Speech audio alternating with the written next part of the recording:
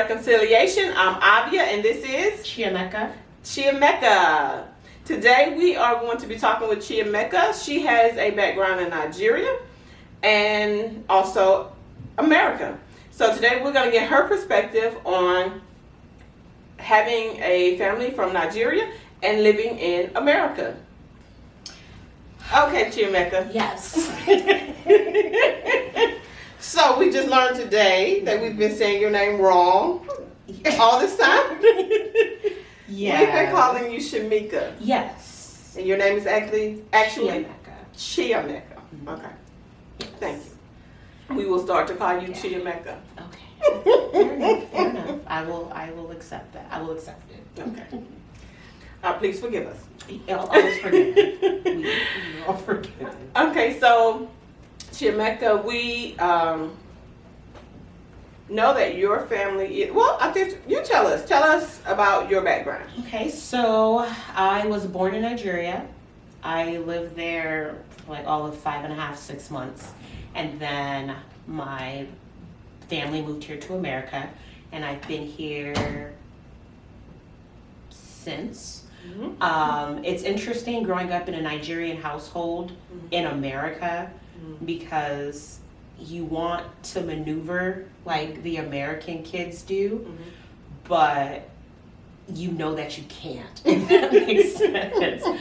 There are certain things, that my American friends were allowed to do that I wouldn't necessarily say was frowned upon in my household. It was just more so like just a flat out no. There was no reasoning behind it. It was just, we don't do this in our culture type of thing. So growing up trying to balance being Nigerian American was it was a struggle sometimes, because you want to go out there and you want to enjoy your friends, you want to have fun with your friends.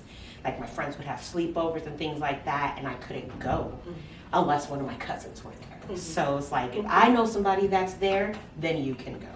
So just growing up in that type of culture, I do believe that it made me different, but in a good way, kind of different. There were certain things that my parents didn't tolerate, and when you sit back, you're like, I can see why you didn't tolerate that.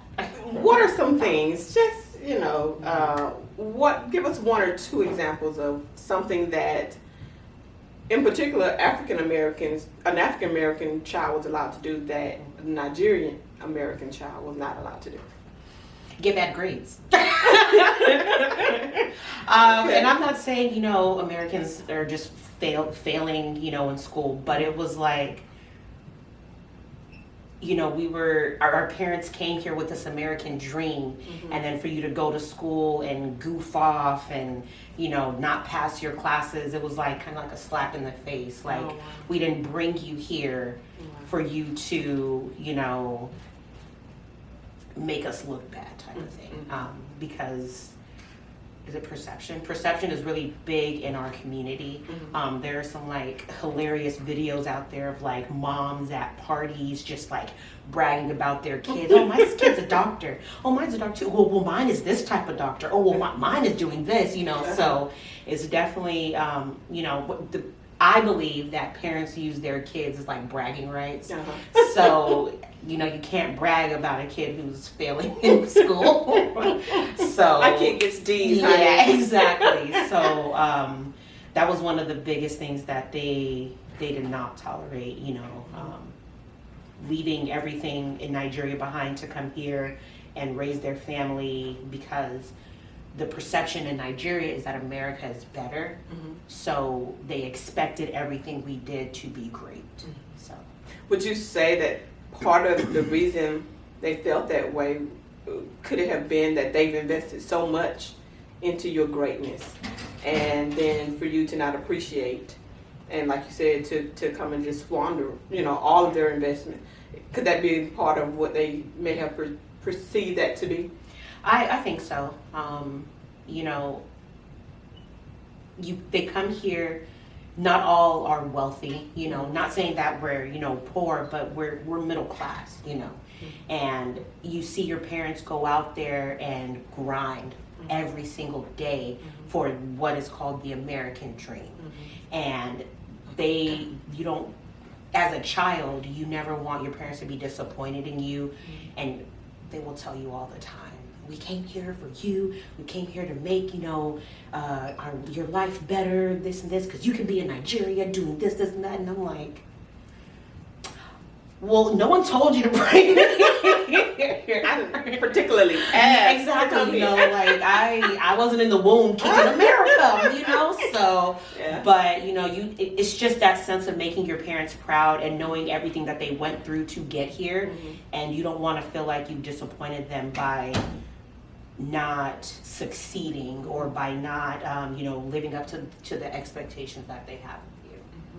So some of the videos we see about the Nigerian mother who they're very close to being accurate. Other than like getting physical, it's definitely like bragging rights. The biggest thing I know growing up, I can't name one person in my family who didn't work in healthcare. Oh, wow. You were either going to be a nurse or you were going to be a doctor, a pharmacist, things like that. And it was just, I have cousins now who are, doctors and nurses, and it's like, you either go into medicine or engineering. Those are kind of like, those are your two choices. So then when you kind of like veer off that path, you got to be able to explain it to your parents. Like, oh, I know you guys want me to be a doctor, but I'm going to join the military, which is what I did, right? Or I'm going to, go do something else. So, yeah. so this is so interesting to me because your dad was a leader in the village, or so my dad is. And I want to make sure I explain this as accurately as possible. So in our village, my dad is the head of that village. So certain things can't take place in that village without my dad's permission. So he's higher than a chief, but I don't know the English translation for what his title is the Igbo that you're? What? I'm sorry. Is that the right? Igbo, language. Yes. Okay, so yes. What would the word be in Igbo? So the Igbo word would be Nze, that's Nze, but I don't know the exact English translation of that, because I know it's higher than chief. Okay. So that much I do. So I said that because it's interesting that your father was in such a leadership role and still his family came to America. Yes. That was that's interesting to me. So what my next question would be, what were some of the stigmas, or what were some of the things that you feel that Nigerians, or in particular from your experience, was told or shown or was made to believe about the African American? So I know, unfortunately, one of the biggest things was single parents. That was like one of the biggest things that were always like talked about, like, oh, Americans, they leave their wives, they cheat on their wives, they do all these things, and it was for the longest, and I think it still kind of is frowned upon to a certain extent when you marry an American, because tradition is big in our culture. So, the moms want to get together and be able to converse and, do it in their native language. So when you go and marry an American and then, his mom and your mom try to get together. Which again is what you did. And now my mom has to verbalize everything in English versus, just feeling like she's talking to, a sister or something like that, someone who she can just have conversations in Igbo with. So that was one of the biggest things. They always want you to stay and marry within the culture, which is not a bad thing, but I was a huge, love is love type of advocate, and I didn't want my happiness to be put to the side because I wanted to make my culture happy, Yeah. you know, because at the end of the day, I'm not marrying you for me, I'm marrying you so that my mom has a new best friend, you know. Yeah. So I definitely veered off the path. Like, I'm not, Yeah. like, all the, you know, all the like the boxes, I think I've probably checked maybe one. Just make your parents proud. It all came out well. Right, exactly. So, I mean, and we define success in, you know, different things. Mm-hmm. You know, like I said, I have those cousins who are doctors, I have cousins who are lawyers, cousins who, you know, are pharmacists, cousins who work in like civil engineering, all that type of stuff. But at the end of the day, I feel like I'm not in jail. Mm-hmm. You know, I'm not on drugs, I'm not in rehab, anything like that. So my definition of success is living a healthy, God-fearing, you know, happy life, and knowing that I'm not, you know, trying to be somebody for somebody else, because at the end of the day, that's not happiness, because I'm no longer living for me. I'm living for somebody else's perception of what I should be. So, would you say, so some of the things that you were saying seems to me that there is definitely, and the history is that we actually come from, you know, more than likely the same place, the same tribe, but there's definitely a disconnect. Yes. From our ancestors, you know, from our relatives, you know, so you see that, right? And so during, you know, my travels, our travels in Africa and things like that, I see it also. You know, I also see that there at times I've seen where, you know, many of them have no idea, you know, what we as African Americans, their relatives have gone through since we were taken from the land. You know, so that's what this whole channel is about. It's about us reconciling, you know, the African and the so-called African American, you know, realizing and coming together that, you know, hey, we are one. You know, we are cousins. We are, you know, relatives, and the whole separation and division brought on by colonization and chattel slavery is what did that, you know. And I would say, and I've heard this from other Africans where they say some of them say that we're bitter. Do you think do you perceive that, or some say bitter and then maybe hurt? Do you see that in the African American community? Do you see where, you know, they're still possibly dealing with their history, you know, dealing with slavery and all of the trauma that their ancestors went through? Do you see any of that? Excuse me. I wouldn't say bitter. I feel like bitter is a harsh word. I do know that there are a lot who try to disconnect themselves from the continent of Africa altogether. You know, I remember, you know, a kid in school, they called him African American. He was like, I'm black. And at the time I was so young and naive, I didn't know anything about it. I was like, yeah, okay, whatever. But, you know, as I got older, I realized I was like, why are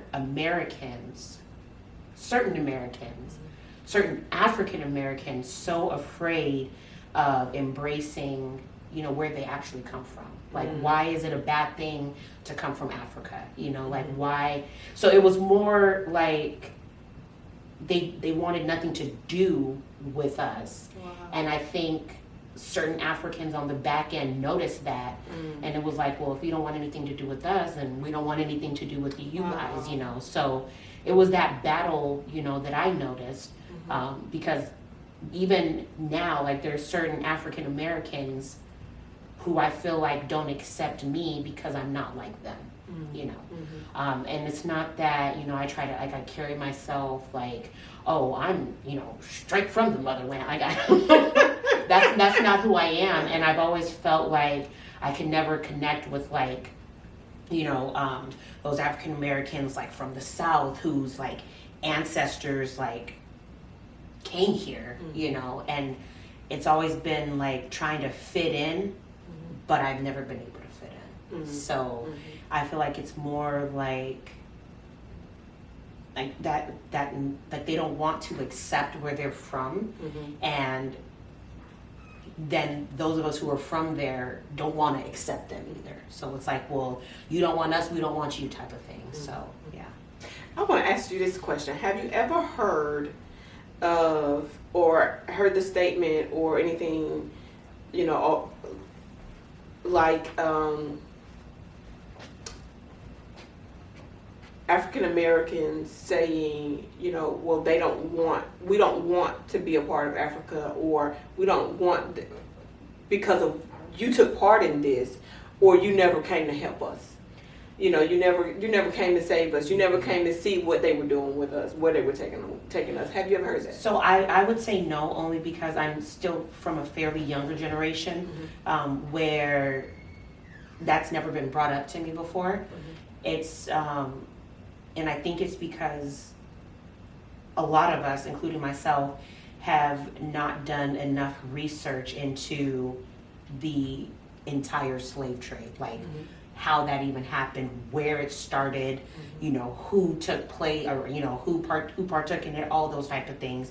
It's more so like Harriet Tubman, and, you know, like what's been put in history books versus, you know, this is, you know, like the origin of it. It's more so, and unfortunately, it's been whitewashed, you know, to the point where it's like minimal information is being put out.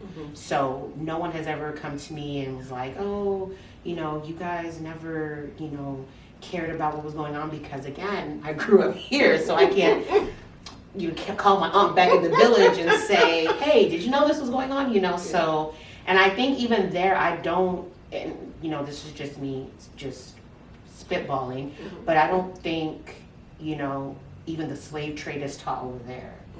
You know, I don't think, you know, that history is being taught in their school book, so they can't know what they don't know. And again, it's just, it takes research on everybody's part to learn that.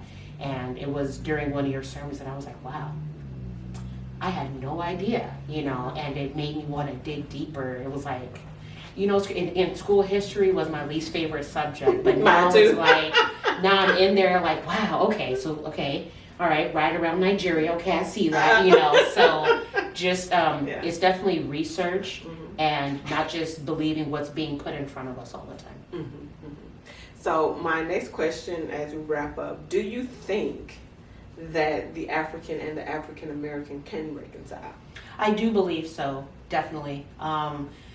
We as Nigerians, I can't speak on all the Africans out there, but Nigerians, we are,